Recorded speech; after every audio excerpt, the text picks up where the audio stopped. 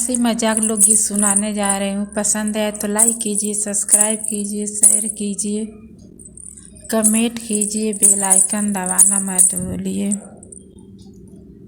का करी बुढ़िया बेचारी, पतोहिया बैल बेचारी।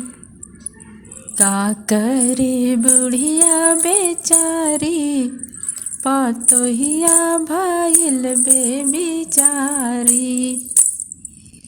सास के धरे जोटा, ससुर के धरे चुरुकी। सास के धरे जोटा, ससुर के धरे चुरुकी।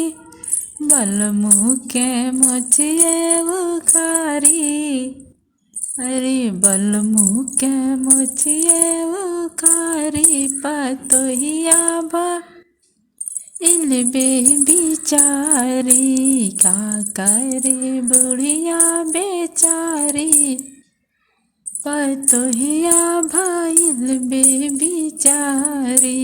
का करे बुढ़िया बेचारी, पतोहिया भइल बेचारी।